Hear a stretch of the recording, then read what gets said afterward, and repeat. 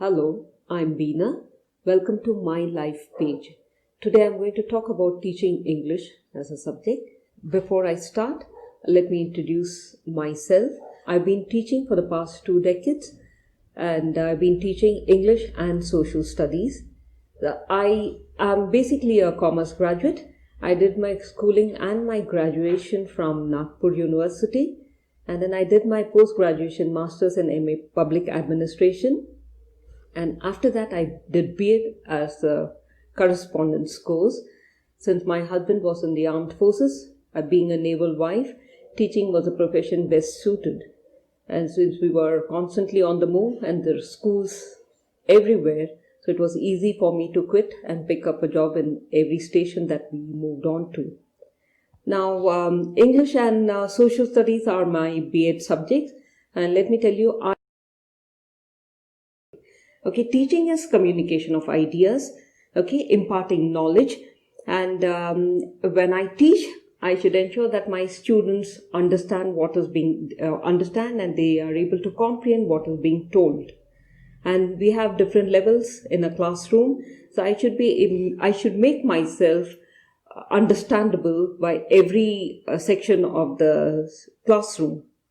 And English as a subject, it is a language, and it has got two parts to it, language and literature, the grammar part and the literature part.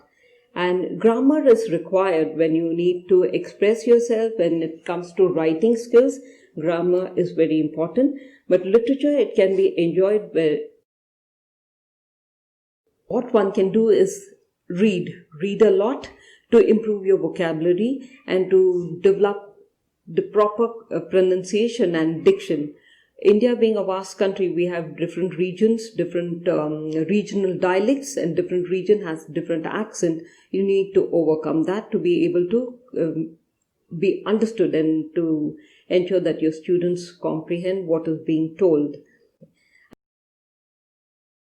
Pronunciation, it is important for any communication, but then not much stress is laid upon that.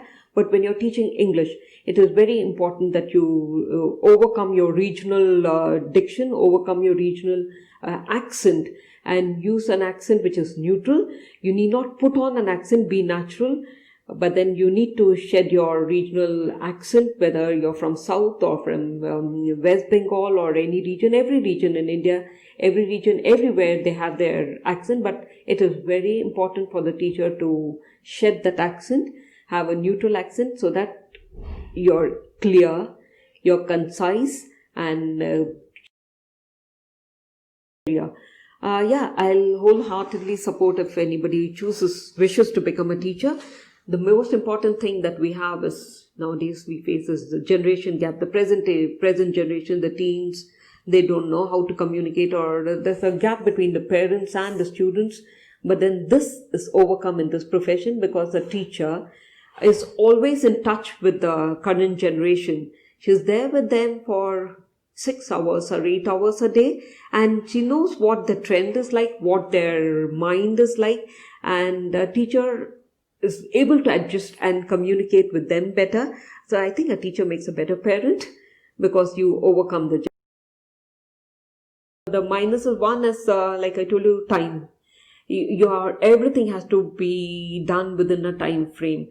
If I were to teach something, if I were to teach literature, if I were to try to teach a poem, if I were to teach, I would like to go beyond that. And a poem has various interpretation. The poet, while writing, would have had one interpretation, but you as a reader will have something else, and I as a reader would have something else. And to dwell on each such interpretation would be fine. It would be very good, but then you have to restrict your teaching to that 40-minute period, and then you have a syllabus to complete. So you are forever rushing. The day begins very early, 7:30. We go to school at 7:30 and we have breakfast with the students. And here again, teaching starts right at the breakfast table because we teach them the proper use of cutlery, table manners. And then the classes begin. We have an assembly. The classes begin at 8:20. And we have 7 classes a day. After that, we have lunch. Again, we have it with the students. Again, it's a very informal way of getting to know them better. And it's a good thing, in fact. And the last school is over at 2 o'clock. But in being a boarding school, the advantage we have is here we call the slow learners. Now, I won't, slow learners, the term somehow seems to have a negative connotation. Students who slightly underperform in the subject, we have enough time being a boarding school and children stay on campus. We call them over, sit with them and teach them the way they can on a one-to-one basis. So this can help them overcome their learning gaps. And then they have games after that. So at 3:15, students go out to play. So we teachers are also encouraged, if we want, we can join them. And then we do our correction work, setting of question papers, and we get a lot of time to interact with our children, because it's a boarding school, unlike a day school where the teacher, I think, goes to school at 8 and 1:30. It's back home and that's it, your mind is off. But being in a boarding school, we sit after school hours, and we do it willingly, voluntarily, because we get time to deal with children who have missed out some concept. And this time also there are many students who go for inter-school activities. They represent the school, they go outside to other states. So these students who have missed their classes, this is the time to catch up on their studies, and it is done to suit the students' requirement. I hope that comes in handy. I hope I've been able to give you a balanced view of teaching as a career, teaching English in particular. I hope I have covered all the points regarding its pros and cons. Thank you very much.